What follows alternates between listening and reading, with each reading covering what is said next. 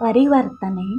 ಗುರುರ್ಬ್ರಹ್ಮ ಗುರುರ್ವಿಷ್ಣು ಗುರುರ್ದೇವೋ ಮಹೇಶ್ವರಃ ಗುರುರ್ ಸಾಕ್ಷಾತ್ ಪರಬ್ರಹ್ಮ ತಸ್ಮೈ ಶ್ರೀ ಗುರವೇ ನಮಃ. ಅಧ್ಯಾಯ 4. ಗಿರೀಶ್ ಓರ್ವ ನಟನಾಗಿ. ಬಂಗಾಳದ ಆಧುನಿಕ ನಾಟಕ ಭೂಮಿಯ ಪಿತಾಮಹನೆಂದೇ ಪರಿಗಣಿತನಾದ ಗಿರೀಶನು ಸುಮಾರು ಕಾಲು ಶತಮಾನದವರೆಗೆ ನಟನಾಗಿ ಮತ್ತು ಕಲ್ಕತ್ತಾದ ಅನೇಕ ನಾಟಕ ಮಂದಿರಗಳ ಆಶ್ರಯದಾತನಾಗಿದ್ದನು. ಬಂಗಾಳಿ ಎಂಬ ನಿಯತಕಾಲಿಕೆಯೊಂದು 1912ರಲ್ಲಿ ಗಿರೀಶನನ್ನು ಕುರಿತು ಹೀಗೆ ಬರೆಯಿತು. ಈತ ಬಂಗಾಳಿ ನಾಟಕ ಕ್ಷೇತ್ರದ ನಿರ್ಮಾತೃ ಮಾತ್ರವಲ್ಲ, ಅದನ್ನು ಉಳಿಸಿ ಸಂರಕ್ಷಿಸಿದಾತ.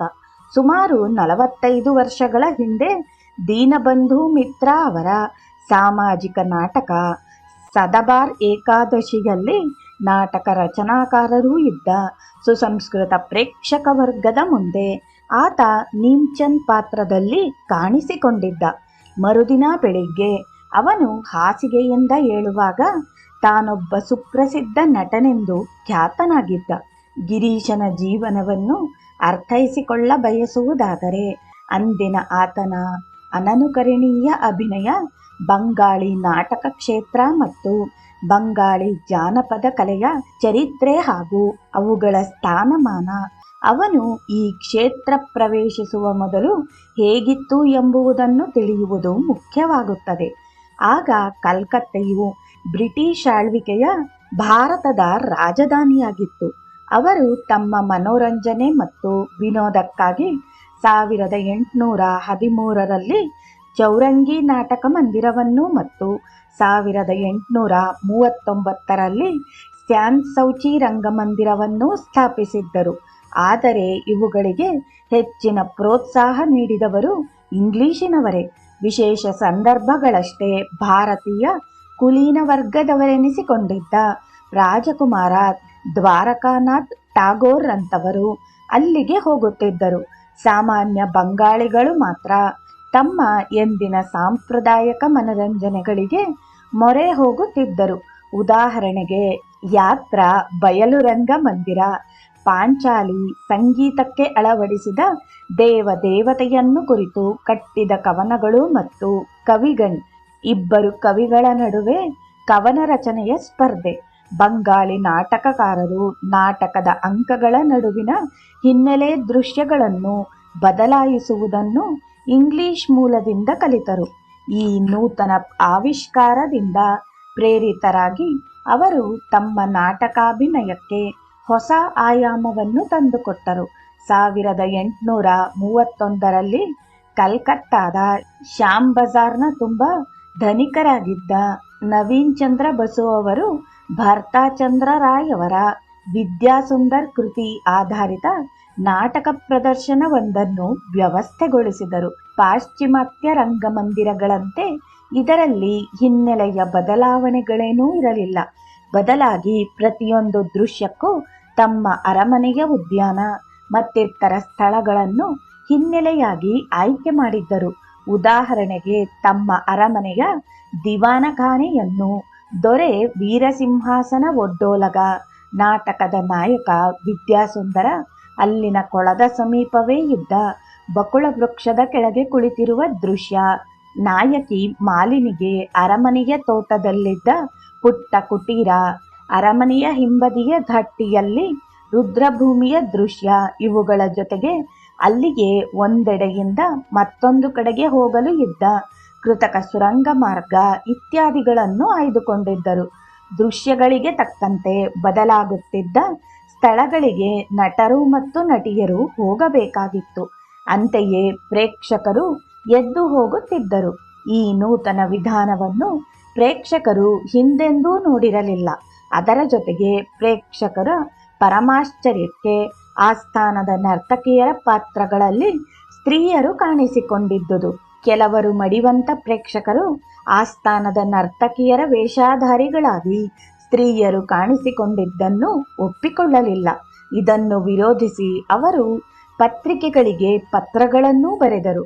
1832ರಲ್ಲಿ ಸಂಸ್ಕೃತ ಕಾಲೇಜಿನ ಪ್ರೊಫೆಸರ್ ಹೊರೆಸ್ ಹೆಮಾನ್ ವಿಲ್ಸನ್ ಅವರು ಭವಭೂತಿಯ ಉತ್ತರ ರಾಮಚರಿತಂ ನಾಟಕವನ್ನು ಸಂಸ್ಕೃತದಿಂದ ಇಂಗ್ಲಿಷಿಗೆ ಅನುವಾದಿಸಿದರು. ಅದನ್ನು ಅವರ ವಿದ್ಯಾರ್ಥಿಗಳು ಪ್ರಸನ್ನ ಟ್ಯಾಗೋರ್ ಅವರ ತೋಟದ ಮನೆಯಲ್ಲಿ ಪ್ರದರ್ಶಿಸಿದರು. ಕ್ರಮೇಣ ಹಿಂದೂ ಕಾಲೇಜ್ ಮತ್ತು ಓರಿಯೆಂಟಲ್ ಸೆಮಿನಾರ್ ವಿದ್ಯಾರ್ಥಿಗಳನ್ನು ತರಬೇತಿಗೊಳಿಸಿ ಇಂಗ್ಲಿಷ್ ಪ್ರಾಧ್ಯಾಪಕರುಗಳು ಶೇಕ್ಸ್ಪಿಯರ್ ನಾಟಕಗಳನ್ನು ಅಭಿನಯಿಸಲು ಕಲಿಸಿದರು. ಆದರೆ ಈ ನಾಟಕಗಳು ಇಂಗ್ಲಿಷ್ ಭಾಷೆಯಲ್ಲಿದ್ದುದರಿಂದ ಇವುಗಳನ್ನು ಬಂಗಾಳಿಗಳು ನೋಡಿ ಸಂತೋಷ ಪಡಲಿಲ್ಲ. ಈ ಸಮಯದಲ್ಲಿ ಜನಸಮೂಹವನ್ನು ರಂಜಿಸುವಂತಹ ಬಂಗಾಳಿ ಭಾಷೆಯಲ್ಲಿಯೇ ರಚನೆಯಾಗಿದ್ದ ಉತ್ತಮವಾದ ನಾಟಕಗಳಿರಲಿಲ್ಲ. 19ನೇ ದಶಕದ ಮಧ್ಯ ಸಮಯದ ಬಂಗಾಳದಲ್ಲಿ ಉನ್ನತ ವರ್ಗದ ಬ್ರಾಹ್ಮಣ ಪುರುಷರು ಬಹುಪತ್ನಿಯರನ್ನು ಹೊಂದುವ ಅವಕಾಶವಿತ್ತು. ಸಮಾಜದಲ್ಲಿ ಸ್ಥಾನವನ್ನು ಗಿಟ್ಟಿಸಿಕೊಳ್ಳಲು ತಂದೆ ತಾಯಿಯರು ತಮ್ಮ ಹೆಣ್ಣು ಮಕ್ಕಳನ್ನು ಉತ್ತಮ ಜಾತಿಯ ಮನೆಗಳಿಗೆ ಕೊಟ್ಟು ವಿವಾಹ ಮಾಡಲು ಕಾತುರರಾಗಿದ್ದರು. ಆದರೆ ಬಹುಪತ್ನಿತ್ವದ ಈ ಕ್ರೂರ ಪದ್ಧತಿಯಿಂದಾಗಿ ಬಂಗಾಳಿ ಸಮಾಜ ಅಧೋಗತಿಗೆ ಇಳಿದುದು ಮಾತ್ರವಲ್ಲ, ಬಹುಪತ್ನಿತ್ವದಲ್ಲಿ ಭಾಗಿಯಾದ ಸ್ತ್ರೀಯರಿಗೆ ಅತಿಯಾದ ನೋವನ್ನುಂಟು ಮಾಡುತ್ತಿತ್ತು. ಈ ದುಷ್ಟ ಪದ್ಧತಿಯನ್ನು ಮೂಲೋತ್ಪಾಟನೆ ಮಾಡಬೇಕೆಂಬ ಉದ್ದೇಶದಿಂದ ಬಂಗಾಳದ ರಂಗ್ಪುರ್ ಜಿಲ್ಲೆಯ ಸಿರಿವಂತನೂ ದಾನಿಯೂ ಆಗಿದ್ದ ಕಾಳಿಚಂದ್ರ ರಾಯ್ ಚೌಧರಿ ಅವರು ರಂಗಪುರ್ ವಾರ್ತಾವಾಹ ವರ್ತಮಾನ ಪತ್ರಿಕೆಯಲ್ಲಿ ಒಂದು ಜಾಹೀರಾತನ್ನು ನೀಡಿದರು. ಯಾರೇ ವಿದ್ವಾಂಸರಾಗಲಿ ಅಥವಾ ನಾಟಕಕಾರನಾಗಲಿ ಕುಲೀನ್ ಕುಲ ಸರ್ವಸ್ವ ಉತ್ತಮ ಜಾತಿಯವರ ಎಂಬ ಶೀರ್ಷಿಕೆಯಡಿಯಲ್ಲಿ 6 ತಿಂಗಳ ಒಳಗೆ ಬಂಗಾಳಿ ಭಾಷೆಯಲ್ಲಿ ನಾಟಕ ರಚಿಸಿಕೊಡುವುದಾದರೆ ಆತ ಅಥವಾ ಆಕೆಗೆ 50 ರೂಪಾಯಿಗಳ ಬಹುಮಾನ ನೀಡಲಾಗುತ್ತದೆ ಎಂದು ಪಂಡಿತ್ ರಾಮನಾರಾಯಣ್ ತರ್ಕರತ್ನ ಅಂಥದ್ದೊಂದು ನಾಟಕ ರಚಿಸಿ 50 ರೂಪಾಯಿಗಳನ್ನು ಪಡೆದುಕೊಂಡರು. ಕಲ್ಕತ್ತಾದ ಪತುರಿಯಾ ಘಾಟಾದ ಜೈರಾಮ್ ಬಸಕ್ಕವರ ಮನೆಯಲ್ಲಿ ಈ ನಾಟಕದ ಪ್ರಥಮ ಪ್ರದರ್ಶನ 1857ರಲ್ಲಿ ನಡೆಯಿತು. ಈ ಸಮಯದಲ್ಲಿ ಇಂಗ್ಲಿಷ್ನವರಿಗೆಂದು ಕಲ್ಕತ್ತಾದಲ್ಲಿ 2 ರಂಗಮಂದಿರಗಳಿದ್ದವು, ದ ಥಿಯೇಟರ್ ರಾಯಲ್ ಮತ್ತು ದ ಅಪೆರಾ ಹೌಸ್. ಅಮೆರಿಕಾದ ಅಭಿನೇತ್ರಿ ಶ್ರೀಮತಿ GBW ವಿಲಿಸ್ ಅವರು ದ ಥಿಯೇಟರ್ ರಾಯಲ್ ರಂಗಮಂದಿರವನ್ನು ಬಾಡಿಗೆಗೆ ಪಡೆದು ನಟ-ನಟಿಯರ ಒಂದು ಮಂಡಳಿಯನ್ನು ಆರಂಭಿಸಿದರು. ಅನುಪಮ ಅಭಿನೇತ್ರಿಯಾಗಿದ್ದ ಆಕೆ ಬ್ರಿಟಿಷ್ ಸರ್ಕಾರದ ಅತ್ಯುನ್ನತ ಅಧಿಕಾರ ವರ್ಗದವರನ್ನು ಆಕೆಯ ನಾಟಕ ಪ್ರದರ್ಶನಗಳಿಗೆ ಆಕರ್ಷಿಸುತ್ತಿದ್ದಳು. ಅಮೆರಿಕಾದವರೇ ಆಗಿದ್ದ ಅಟ್ಕಿನ್ಸನ್ ಅವರಿಗೆ ಈಕೆ ಹತ್ತಿರದ ಸ್ನೇಹಿತೆಯಾಗಿದ್ದಳು. ಗಿರೀಶ್ ಲೆಕ್ಕಪತ್ರ ನಿರ್ವಾಹಕನಾಗಿ ಅಟ್ಕಿನ್ಸನ್ ಅವರ ಕಚೇರಿಯಲ್ಲಿ ಕೆಲಸ ಮಾಡುತ್ತಿದ್ದಾಗ ಆಕೆ ಅಲ್ಲಿಗೆ ಬರುತ್ತಿದ್ದಳು. ಶ್ರೀಮತಿ ವಿಲೀಸ್ ನಾಟಕ ಪ್ರದರ್ಶನದಿಂದ ಚೆನ್ನಾಗಿ ಹಣ ಸಂಪಾದನೆ ಮಾಡುತ್ತಿದ್ದು, ಅದಕ್ಕೆ ಸಂಬಂಧಿಸಿದ ಲೆಕ್ಕಪತ್ರಗಳನ್ನಿಡಲು ಆಕೆ ಗಿರೀಶ್ನನ್ನು ನೇಮಿಸಿಕೊಂಡಿದ್ದಳು. ಗಿರೀಶ್ನನ್ನು ಮೆಚ್ಚಿಕೊಂಡಿದ್ದುದರಿಂದ ಆಕೆ ಅವನನ್ನು ರಂಗಮಂದಿರಕ್ಕೆ ಆಹ್ವಾನಿಸುತ್ತಿದ್ದಳು. ಅಲ್ಲಿ ಗಿರೀಶ್ ಪಾಶ್ಚಿಮಾತ್ಯ ನಾಟಕಗಳನ್ನು ವೀಕ್ಷಿಸುತ್ತಿದ್ದು, ಅವನಲ್ಲಿದ್ದ ಅಭಿಜಾತ ಪ್ರತಿಭೆ ಹೊರಹೊಮ್ಮಲು ಅವಕಾಶವಾಯಿತು. ಪಾಶ್ಚಿಮಾತ್ಯ ನಟ-ನಟಿಯರನ್ನು ಕುರಿತು ಗಿರೀಶ್ ವ್ಯಕ್ತಪಡಿಸುತ್ತಿದ್ದ ಅಭಿಪ್ರಾಯಗಳನ್ನು ಕೇಳಿ ಶ್ರೀಮತಿ ವಿಲೀಸ್ ಆಶ್ಚರ್ಯಪಡುತ್ತಿದ್ದುದುಂಟು. 1857 ಮತ್ತು 1867ರ ನಡುವೆ ಸಿರಿವಂತ ಬಂಗಾಳಿಗಳು ತಮ್ಮ ಮನೆಗಳಲ್ಲಿಯೇ ನಾಟಕ ಪ್ರದರ್ಶನವನ್ನು ಏರ್ಪಡಿಸುತ್ತಿದ್ದರು. ಸಮಾಜದಲ್ಲಿ ಉನ್ನತ ಸ್ಥಾನದವರೆನಿಸಿಕೊಳ್ಳಲು ಸ್ಪರ್ಧೆಗಿಳಿಯುತ್ತಿದ್ದ ಈ ಸಿರಿವಂತ ಕುಟುಂಬಗಳು ನಾಟಕ ಪ್ರದರ್ಶನ ಏರ್ಪಡಿಸಿ ಅಲ್ಲಿಗೆ ಪ್ರತಿಷ್ಠಿತ ವ್ಯಕ್ತಿಗಳನ್ನು ಮತ್ತು ಮಿತ್ರವರ್ಗದವರನ್ನು ಆಹ್ವಾನಿಸುತ್ತಿದ್ದರು. ಕಾಳಿದಾಸನ ಶಾಕುಂತಲಾ ನಾಟಕದ ಪ್ರದರ್ಶನ ಸಿಮ್ಲಾದಲ್ಲಿ ಚಾಟುಬಾಬು ಅವರ ಬಂಗಲೆಯಲ್ಲಿ ಏರ್ಪಾಟಾಯಿತು. ಕಾಳಿಪ್ರಸನ್ನ ಸಿಂಹ ಅವರ ಮನೆಯಲ್ಲಿ ಭಟ್ಟನಾರಾಯಣನ ವೇಣಿ ಸಂಹಾರ ನಾಟಕ, ಪೈಕ್ಪಾರ ಮಹಾರಾಜರ ಬೆಲ್ಗಾಚಿಯ ಉದ್ಯಾನ ಮನೆಯಲ್ಲಿ ಮಧುಸೂದನ ದತ್ತರ ರತ್ನಾವಳಿ ಮತ್ತು ಶರ್ಮಿಷ್ಠಾ ನಾಟಕಗಳು, ಸಿಂಧೂರಿಯಾ ಪಟಿಯಾದ ಗೋಪಲ್ಲಾಲ್ ಮಲ್ಲಿಕ್ ಅವರ ಮನೆಯಲ್ಲಿ, ಕೇಶವ ಚಂದ್ರಸೇನ್ ಅವರ ನಿರ್ದೇಶನದ ವಿಧವಾ ವಿವಾಹ ನಾಟಕ, ಪಥುರಿಯಾ ಘಾಟದ ಮಹಾರಾಜ ಜತೀಂದ್ರನಾಥ್ ಟ್ಯಾಗೋರ್ ಅವರ ಗೃಹದಲ್ಲಿ ಮಾಲವಿಕಾಗ್ನಿಮಿತ್ರ, ವಿದ್ಯಾಸುಂದರ ಮತ್ತು ಮಾಲತಿ ಮಾಧವ ನಾಟಕಗಳು, ಜೋರ ಸಂಕೋದಲ್ಲಿ ದ್ವಾರಕನಾಥ್ ಟ್ಯಾಗೋರ್ ಮನೆಯಲ್ಲಿ ನವನಾಟಕ ಮತ್ತು ಶೋಭಾ ಬಜಾರ್ ಅರಮನೆಯಲ್ಲಿ ಕೃಷ್ಣಕುಮಾರಿ ನಾಟಕ, ಹೀಗೆ ವಿವಿಧ ನಾಟಕಗಳು ಪ್ರದರ್ಶನಗೊಟ್ಟವು. ಈ ನಾಟಕ ಮಂದಿರಗಳ ಆಶ್ರಯದಾತರು ರಂಗಸಜ್ಜಿಕೆ, ಸೀನರಿಗಳು, ವಸ್ತ್ರಾಭರಣಗಳಿಗೆಂದು ಮತ್ತು ಹೆಸರಾಂತ ಅನುಭವಿ ನಟನಟಿಯರನ್ನು ನೇಮಿಸಿಕೊಳ್ಳಲೆಂದು ಅಪಾರ ಹಣವನ್ನು ಖರ್ಚು ಮಾಡುತ್ತಿದ್ದರು. ಅನೇಕ ಜನಸಾಮಾನ್ಯರು ಈ ನಾಟಕಗಳನ್ನು ನೋಡಲು ಉತ್ಸುಕರಾಗಿದ್ದರು. ನಾಟಕ ಪ್ರದರ್ಶನದ ವೇಳೆಯಲ್ಲಿ ಈ ಮಂದಿಯಿಂದ ಸಮಸ್ಯೆಗಳು ಉದ್ಭವಿಸಬಹುದೆಂಬ ಈ ಸಿರಿವಂತ ಅತಿಥೇಯರು ತಮ್ಮ ಮಿತ್ರರಿಗೆ, ಹತ್ತಿರದವರಿಗೆ, ಅಭಿಮಾನಿಗಳಿಗೆ, ಬಂಧುಗಳಿಗೆ ಉಚಿತ ಟಿಕೆಟ್ ನೀಡಿ ನಾಟಕ ನೋಡಲು ಆಹ್ವಾನಿಸಿದರು. ಮಧ್ಯಮ ವರ್ಗದ ನಾಟಕಾಭಿಮಾನಿಗಳು ಈ ಪ್ರದರ್ಶನಗಳಿಂದ ದೂರವೇ ಉಳಿಯುತ್ತಿದ್ದರು. ಒಂದು ಪಕ್ಷ ಯಾರಾದರೂ ಕಳ್ಳಗಿಂಡಿಯಿಂದ ನಾಟಕ ಮಂದಿರದೊಳಕ್ಕೆ ಪ್ರವೇಶ ಮಾಡಿದರೆ ಅಂಥವರನ್ನು ರಕ್ಷಣಾ ಸಿಬ್ಬಂದಿಯವರು ಹಿಡಿದು ಅವಮಾನಿಸಿ ಹೊರಹಾಕುತ್ತಿದ್ದುದುಂಟು. ತನ್ನ ನೆರೆಯವರೊಬ್ಬರು ಅದು ಹೇಗೋ ಒಮ್ಮೆ ಪಥುರಿಯಾ ಘಾಟದ ಜತೀಂದ್ರನಾಥ್ ಟ್ಯಾಗೋರ್ ಅವರ ಗೃಹದಲ್ಲಿ ಏರ್ಪಾಟಾಗಿದ್ದ ನಾಟಕ ನೋಡಲು ಟಿಕೆಟನ್ನು ಸಂಪಾದಿಸಿಕೊಂಡ ಕಥೆಯನ್ನು ಗಿರೀಶ್ ಹೇಳಿದ್ದ.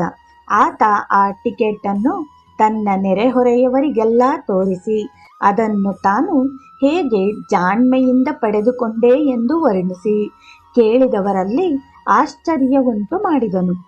ಗಿರೀಶಾದರೋ ಮಧ್ಯಮ ವರ್ಗದ ಕುಟುಂಬದಿಂದ ಬಂದವನಾಗಿದ್ದು ಆತನಲ್ಲಿ ಹೆಚ್ಚು ಹಣವಿರುತ್ತಿರಲಿಲ್ಲ. ಹಾಗಾಗಿ ಈ ಶ್ರೀಮಂತ ವರ್ಗದವರ ಗೃಹಗಳಲ್ಲಿ ಏರ್ಪಾಡಾಗುತ್ತಿದ್ದ ನಾಟಕಗಳನ್ನು ನೋಡಿ ಆನಂದಿಸಲಾಗುತ್ತಿರಲಿಲ್ಲ.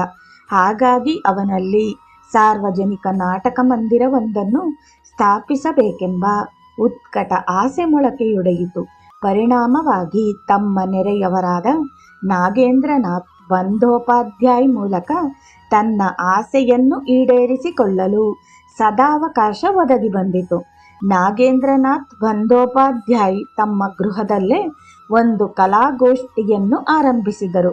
ಇವರೊಡನೆ ಗಿರೀಶ್ ತಾನೊಂದು ಸಾರ್ವಜನಿಕ ನಾಟಕ ಮಂದಿರವನ್ನು ಸ್ಥಾಪಿಸುವ ಬಯಕೆಯನ್ನು ಮುಂದಿಟ್ಟಾಗ ಅದಕ್ಕೆ ಅವರು ಉತ್ಸಾಹದಿಂದ ಸ್ಪಂದಿಸಿದ್ದರು. ನಾಟಕ ಮಂದಿರವನ್ನು ಕಟ್ಟುವುದೆಂದರೆ ಅದು ಅಪಾರ ಹಣವನ್ನು ನಿರೀಕ್ಷಿಸುವ ಕೆಲಸ. ಅದಕ್ಕೆ ರಂಗ ನಿರ್ಮಾಣ, ರಂಗಸಜ್ಜಿಕೆ, ವಿವಿಧ ದೃಶ್ಯಾವಳಿಗಳು, ವಸ್ತ್ರ, ಆಭರಣಗಳು, ಪ್ರಸಾಧನ ಇತ್ಯಾದಿಗಳ ಅಗತ್ಯವಿದೆ. ಆದರೆ ಯಾತ್ರಾ ಅಂದರೆ ಬಯಲು ರಂಗಮಂದಿರಕ್ಕೆ ಶಾಶ್ವತ ರಂಗವಾಗಲಿ ದೃಶ್ಯಾವಳಿಗಳಾಗಲಿ ಬೇಕಾಗಿರಲಿಲ್ಲ. ಹಾಗಾಗಿ 1867ರಲ್ಲಿ ಗಿರೀಶ್, ನಾಗೇಂದ್ರನಾಥ್ ಬಂದೋಪಾಧ್ಯಾಯ್, ಧರ್ಮದಾಸ್ ಸೂರ್, ರಾಧಾ ಮಾಧವ್ಕರ್ ಮತ್ತು ಇನ್ನು ಕೆಲವು ಸ್ನೇಹಿತರು ಸೇರಿಕೊಂಡು ಒಂದು ಹವ್ಯಾಸಿ ಯಾತ್ರಾ ಮಂಡಳಿಯನ್ನು ಬಾಗ್ ಬಜಾರ್ನಲ್ಲಿ ಸ್ಥಾಪಿಸಿ ಆ ಮೂಲಕ ಮೈಖೇಲ್ ಮಧುಸೂದನ್ ದತ್ತ ಅವರ ಶರ್ಮಿಷ್ಠಾ ನಾಟಕವನ್ನು ಪ್ರದರ್ಶಿಸಿದರು. ಈ ನಾಟಕಕ್ಕೆ ಕೆಲವು ಹಾಡುಗಳ ಸೇರ್ಪಡೆಯಾಗಬೇಕಾದುದರಿಂದ ಅವರು ಒಂದಿನ ಪ್ರಸಿದ್ಧ ಗೀತರಚನಕಾರರಾಗಿದ್ದ ಪ್ರಿಯ ಮಾಧವ್ ಬಸು ಮಲ್ಲಿಕ್ರನ್ನು ಭೇಟಿ ಮಾಡಿದರು. ಹಾಡುಗಳನ್ನು ರಚಿಸಿಕೊಡಲು ಅದೆಷ್ಟು ಕೇಳಿಕೊಂಡರೂ ಅವರು ಅದಕ್ಕೆ ಸ್ಪಂದಿಸದೆ ನಿರಾಕರಿಸಿದರು. ಗಿರೀಶ್ ಇದರಿಂದ ರೋಸಿ ಹೋದನು. ಆಗ ಅವನು ತನ್ನ ಮಿತ್ರ ಉಮೇಶ್ ಚಂದ್ರ ಚೌಧರಿಯವರಿಗೆ ಹೇಳಿದನು, ಇದಕ್ಕೇಕೆ ತಲೆಕೆಡಿಸಿಕೊಳ್ಳಬೇಕು? ನಾವೇ ಒಂದೆರಡು ಹಾಡುಗಳನ್ನು ಕಟ್ಟೋಣ. ಇದೇ ಮೊದಲ ಬಾರಿಗೆ ಗಿರೀಶ್ ನಾಟಕಕ್ಕೆಂದು ಹಾಡು ಬರೆದದ್ದು. ಅವನು ಅಲ್ಪ ಕಾಲದಲ್ಲೇ ತನ್ನ ಹಾಡುಗಳಿಂದ ಪ್ರಖ್ಯಾತನೂ ಆದನು. ಶರ್ಮಿಷ್ಠಾ ನಾಟಕವನ್ನು ಪದೇ ಪದೇ ಬಾಗ್ ಬಜಾರ್ನಲ್ಲಿ ಸುಮಾರು 1 ವರ್ಷದವರೆಗೆ ಅಭಿನಯಿಸಲಾಯಿತು. ಒಂದು ದಿನ ನಾಗೇಂದ್ರನಿಗೆ ಗಿರೀಶ್ ಹೇಳಿದನು, ನೋಡಿ, ಈ ಯಾತ್ರಾ ಪ್ರಯೋಗದಿಂದ ನಾವು ಯಶಸ್ಸನ್ನು ಕಂಡಿದ್ದೇವೆ. ಈಗ ನಾವು ಒಂದು ನಾಟಕ ಮಂಡಳಿಯನ್ನು ಕಟ್ಟೋಣ. ಅದಕ್ಕೆ ನಾಗೇಂದ್ರ, ಹಾಗೆ ಮಾಡಲು ರಂಗಸಜ್ಜಿಕೆ, ಸೀನರಿಗಳು ಮತ್ತು ವಸ್ತ್ರಾಭರಣಗಳು ಬೇಕು. ಅದಕ್ಕೆ ಎಲ್ಲಿಂದ ಹಣ ತರುವುದು? ಆಗ ಗಿರೀಶ್ಗೆ ಒಂದು ಆಲೋಚನೆ ಹೊಳೆಯಿತು. ಸದಬಾರ್ ಏಕಾದಶಿ ನಾಟಕವನ್ನು ಅಭಿನಯಿಸುವ ವಿಚಾರವನ್ನು ಮುಂದಿಟ್ಟನು. ಈ ನಾಟಕಾಭಿನಯಕ್ಕೆ ಸಾಮಾನ್ಯ ಉಡುಪುಗಳಷ್ಟೇ ಸಾಕಿತ್ತು. ಬೆಲೆ ಬಾಳುವ ವಸ್ತ್ರಾಭರಣಗಳ ಅಗತ್ಯವಿರಲಿಲ್ಲ. ಹಿನ್ನೆಲೆ ಸೀನರಿಗಳಿಗೆಂದು ತಾವೇ ಬಟ್ಟೆಯ ಮೇಲೆ ಬಣ್ಣದಿಂದ ಅಗತ್ಯ ಚಿತ್ರಗಳನ್ನು ಬಿಡಿಸಿದರಾಯಿತು ಎಂದುಕೊಂಡರು. ಗಿರೀಶನ ಉತ್ಕಟಾಭಿಲಾಷೆ ಆತನ ತರುಣ ಮಿತ್ರರನ್ನು ಪ್ರೇರೇಪಿಸಿತು. ಈ ತರುಣರ ನಡುವೆ ಗಿರೀಶನೇ ಹಿರಿಯವನಾಗಿದ್ದುದರಿಂದ ಅವನನ್ನೇ ನಿರ್ದೇಶಕ ಮತ್ತು ಮಂಡಳಿಯ ನಾಯಕನನ್ನಾಗಿ ಮಾಡಿಕೊಂಡರು. ಹೀಗೆ ಗಿರೀಶನು ಬಾಗ್ ಬಜಾರ್ ಹವ್ಯಾಸಿ ನಾಟಕ ಮಂಡಳಿಯನ್ನು ಸಂಸ್ಥಾಪಿಸಿದನು. ಇದು ಮುಂದೆ ಬಂಗಾಳದಲ್ಲಿ ಸ್ಥಾಪನೆಗೊಂಡ ಮೊದಲ ಸಾರ್ವಜನಿಕ ನಾಟಕ ಮಂಡಳಿ ಎನಿಸಿಕೊಂಡಿತು. ಈ ಮುನ್ನ ಶರ್ಮಿಷ್ಠಾ ನಾಟಕದಲ್ಲಿ ಅಭಿನಯಿಸಿದ್ದ ನಟರು ಮತ್ತು ನಟಿಯರನ್ನೇ ಇಲ್ಲಿಗೂ ನೇಮಿಸಿಕೊಂಡನು. ಎಲ್ಲರೂ ಕೂಡಿ ನಾಟಕದ ತಾಲೀಮನ್ನು ಬಾಗ್ ಬಜಾರ್ನ ಅರುಣ್ ಹಲ್ದಾರ್ರ ಮನೆಯಲ್ಲಿ ಮಾಡತೊಡಗಿದರು. ಈ ಸಮಯದಲ್ಲಿ ಗಿರೀಶನು ಅಟ್ಕಿನ್ಸನ್ ಕಂಪನಿಯಲ್ಲಿ ಪೂರ್ಣಾವಧಿ ಕೆಲಸ ಮಾಡುತ್ತಿದ್ದರು. ನಾಟಕದ ತಾಲೀಮನ್ನು ಸಂಜೆಯಿಂದ ರಾತ್ರಿಯವರೆಗೂ ನಡೆಸುತ್ತಿದ್ದನು. ನಾಟಕಕ್ಕೆ ಪರಿಚಯಾತ್ಮಕ ಮುನ್ನುಡಿಯಾಗಿ ಕೆಲವು ಹಾಡುಗಳನ್ನು ರಚಿಸಿದನು. ಆ ಬಳಿಕ ಆರ್ಥೇಂದು ಶೇಖರ್ ಮುಸ್ತಾಫಿ ಎಂಬ ಹೆಸರಿನ ಪ್ರಸಿದ್ಧ ನಟರು ಗಿರೀಶನ ಪ್ರಯತ್ನಕ್ಕೆ ಕೈಜೋಡಿಸಿದರು. 1869 ಅಕ್ಟೋಬರ್ನಲ್ಲಿ ಜರುಗಿದ ದುರ್ಗಾ ಪೂಜೆಯ ಸಂದರ್ಭದಲ್ಲಿ ಬಾಗ್ ಬಜಾರ್ನ ಪ್ರಾಣ್ ಕೃಷ್ಣ ಹಲ್ದಾರರ ಮನೆಯಲ್ಲಿ ಈ ಮಂಡಳಿ ಸದಬಾರ್ ಏಕಾದಶಿ ನಾಟಕದ ಪ್ರದರ್ಶನ ನೀಡಿತು. ಈ ನಾಟಕದಲ್ಲಿ ಗಿರೀಶನು ಒಬ್ಬ ಮದ್ಯವ್ಯಸನಿ ನೀಮ್ಚನ್ನ ಪಾತ್ರವನ್ನು ಅಭಿನಯಿಸಿದ್ದನು. ಗಿರೀಶನ ಈ ಪಾತ್ರಾಭಿನಯ ಅದೆಷ್ಟು ನೈಜವಾಗಿತ್ತೆಂದರೆ, ಈ ಪಾತ್ರದ ಮೂಲಕ ಅವನು ನಟನಾಗಿ ಅಪಾರ ಕೀರ್ತಿ ಸಂಪಾದಿಸಿದನು. ಈ ಪಾತ್ರವನ್ನು ಅವನು ಅಭಿನಯಿಸುವ ಮುನ್ನ ನಾಟಕ ಮಂಡಳಿಯ ರಂಗ ವ್ಯವಸ್ಥಾಪಕರೊಂದಿಗೆ ಹೀಗೆ ಹೇಳಿದನು: ಬಣ್ಣದ ನೀರನ್ನು ತುಂಬಿದ ಬಾಟಲಿಯಿಂದ ಮದ್ಯವೆಂದು ಭ್ರಮಿಸಿ ಕುಡಿಯುತ್ತಾ ರಂಗದ ಮೇಲೆ ಈ ಪಾತ್ರಾಭಿನಯ ಮಾಡಲಾರೆ. ನನಗೆ ನಿಜವಾದ ಮದ್ಯ ಸೇವನೆಯೇ ಆಗಬೇಕು. ಈ ನಾಟಕದ ಕರ್ತೃವೇ ಅವನ ಅಭಿನಯದಿಂದ ಭಾವಪರವಶನಾದನು. ಅವನು ಗಿರೀಶ್ಗೆ ಹೇಳಿದನು: ಈ ಪಾತ್ರದ ರಚನಾ ಪರಿಕಲ್ಪನೆ ನಿನಗಾಗಿಯೇ ಸೃಷ್ಟಿಯಾಗಿದೆ ಎನಿಸುತ್ತದೆ. ಮತ್ತೆ ನಿನ್ನ ಈ ಅಭಿನಯವಿಲ್ಲದೆ ಈ ನಾಟಕ ಯಶಸ್ಸು ಕಾಣುತ್ತಿರಲಿಲ್ಲವೇನೋ? ನೀಮ್ಚನ್ನ ಪಾತ್ರಧಾರಿಯು ಇಂಗ್ಲಿಷ್ ಸಾಹಿತ್ಯದಿಂದ ಆಯ್ಕೆಯಾದ ಹಲವು ಉದ್ದನೆಯ ಭಾಗಗಳನ್ನು ನೆನಪಿನಿಂದ ಹೇಳಬೇಕಾಗಿತ್ತು. ಇದು ಒಬ್ಬ ಸಾಮಾನ್ಯ ಬಂಗಾಳಿ ನಟನಿಗೆ ಸಾಧ್ಯವಿರಲಿಲ್ಲ. ಆದರೆ ಗಿರೀಶನಿಗೆ ಇಂಗ್ಲಿಷ್ ಭಾಷೆಯಲ್ಲಿ ನಿರರ್ಗಳತೆಯಿತ್ತು ಮತ್ತು ಅವನ ಭಾಷಾ ಉಚ್ಚಾರವೂ ಸಹ ಇಂಗ್ಲಿಷ್ ಜನರ ಶೈಲಿಯಂತೆಯೇ ಇದ್ದು ಪ್ರೇಕ್ಷಕರನ್ನು ಮಂತ್ರಮುಗ್ಧರನ್ನಾಗಿಸುತ್ತಿತ್ತು. ಆ ಸಮಯದಲ್ಲಿ ಬಂಗಾಳದ ಯುವಜನಾಂಗ ಪಾಶ್ಚಿಮಾತ್ಯ ಸಂಸ್ಕೃತಿ, ಭಾಷೆ, ಶಿಷ್ಟಾಚಾರ, ಹವ್ಯಾಸಗಳು, ಉಡುಪು ಇತ್ಯಾದಿಗಳನ್ನು ಕುರುಡಾಗಿ ಅನುಕರಿಸುತ್ತಿತ್ತು. ಲಾರ್ಡ್ ಬೈರನ್ ಎಂಬ ಪ್ರಸಿದ್ಧ ಇಂಗ್ಲಿಷ್ ಕವಿಯ ಕೆಲವು ಸಾಲುಗಳನ್ನು ಅವರು ತಮ್ಮ ಬೆಂಬಲಕ್ಕೆಂದು ಉದ್ಧರಿಸುತ್ತಿದ್ದರು: ವಿವೇಚನೆಯುಳ್ಳ ಮಾನವ ನಶೆಯೇರುವಂತೆ ಕುಡಿಯಬೇಕು. ಬದುಕಿನ ಪರಮೋಚ್ಚ ಸ್ಥಿತಿಯೆಂದರೆ ಪಾನಮತ್ತನಾಗುವುದು. ಓ ಸಂತೋಷವೇ, ನೀನು ನಿಜಕ್ಕೂ ಅದೆಷ್ಟು ಆಹ್ಲಾದಕರ! ಅದರಲ್ಲೂ ತರುಣರು ಮದ್ಯಪಾನ ಮಾಡದವರು ಅನಾಗರಿಕರು ಮತ್ತು ಅವಿದ್ಯಾವಂತರು ಎಂದು ನಂಬಿದ್ದರು. ಮದ್ಯಪಾನ ಮತ್ತು ಇಂದ್ರಿಯ ಸುಖಾನುಭವಗಳು ಅವರ ಬದುಕಿನ ಗುರಿಯಾಗಿದ್ದವು. ಗಿರೀಶನೂ ಸಹ ಈ ಬಗೆಯ ಪಾಶ್ಚಿಮಾತ್ಯ ಪ್ರಭಾವಕ್ಕೆ ಸಿಲುಕಿ ಅದರ ದಾಸನಾಗಿದ್ದನು. ಸಮಾಜದ ಹಿರಿಯರು ಇದನ್ನು ಕಂಡು ಆಘಾತಕ್ಕೊಳಗಾಗಿ ತಮ್ಮ ಮಕ್ಕಳು ಭೋಗೈಕ ಜೀವನಕ್ಕೆ ಬಲಿಯಾಗುವುದನ್ನು ತಡೆಯಲು ಪ್ರಯತ್ನಿಸಿದ್ದರು. ಕವಿ ಪ್ಯಾರಿಮೋಹನ್ ಕವಿರಾಜ್ ಅವರು ಹೀಗೆ ಬರೆದರು: ಮದ್ಯಪಾನ ಬೇಡ, ಮದ್ಯಪಾನ ಕೂಡದು. ಅದನ್ನು ಮುಟ್ಟಬೇಡಿ, ಅದನ್ನು ಮುಟ್ಟಬೇಡಿ, ಸಾರಾಯಿಯೊಂದು ದೈತ್ಯ ಕೊಲೆಗಡುಕ, ನನ್ನ ಮಾತನ್ನು ಕೇಳು ಪ್ರಿಯ ಸಹೋದರ ಎಂದು. ಚೈಲ್ಡ್ ಹೆರಾಲ್ಡ್ಸ್ ಪಿಲ್ಗ್ರಿಮೇಜ್ ಕಾವ್ಯದ ಆರಂಭದ 2 ಸರ್ಗಗಳು ಪ್ರಕಟವಾದ ಸಂದರ್ಭದಲ್ಲಿ ಅದೇ ಬೈರನ್ ತನ್ನ ಸ್ವವೃತ್ತಾಂತವನ್ನು ಬರೆದುಕೊಳ್ಳುತ್ತಾ ಹೀಗೆ ಹೇಳಿದ್ದಾನೆ: ಒಂದು ದಿನ ಬೆಳಗ್ಗೆ ಹಾಸಿಗೆಯಿಂದ ಎದ್ದು ನೋಡಿದರೆ ನಾನು ಆಗಲೇ ಪ್ರಖ್ಯಾತನಾಗಿದ್ದೇನೆ. ಅದೇ ರಾತ್ರಿ ಗಿರೀಶನೂ ಸಹ ಸದಬಾರ್ ಏಕಾದಶಿಯಲ್ಲಿ ಅಭಿನಯಿಸಿ ಒಮ್ಮಿಂದೊಮ್ಮೆಗೆ ಸೆಲೆಬ್ರಿಟಿಯಾಗಿದ್ದನು. ಬಾಗ್ ಬಜಾರ್ನಲ್ಲಿ ಕಂಡ ಆರಂಭದ ಯಶಸ್ಸು ನಂತರ ಕಲ್ಕತ್ತಾದ ಹಲವು 10 ಕಡೆಗಳಲ್ಲಿ ಈ ನಾಟಕದ ಅಭಿನಯವೇರ್ಪಟ್ಟಿತು. ಸದಬಾರ್ ಏಕಾದಶಿ ನಾಟಕದ ಯಶಸ್ಸನ್ನು ಗಮನಿಸುತ್ತಾ ಬಂದಿದ್ದ ವಿಮರ್ಶಕರು ಗಿರೀಶ್ಗೆ ಹೇಳಿದರು: ನಾಟಕ ಮಂದಿ ಪರದೆಯ ಹಿಂದಿನಿಂದ ಮಾತುಗಳನ್ನು ನೆನಪಿಸಿಕೊಡುವ ನೆನಪುಗಾರನ ಸಹಾಯದಿಂದ ಅಭಿನಯಿಸುವುದು ಅತ್ಯಂತ ಸುಲಭ. ಆದರೆ ಯಾತ್ರಾದಲ್ಲಿ ಸುತ್ತ ಪ್ರೇಕ್ಷಕರಿರುತ್ತಾರೆ.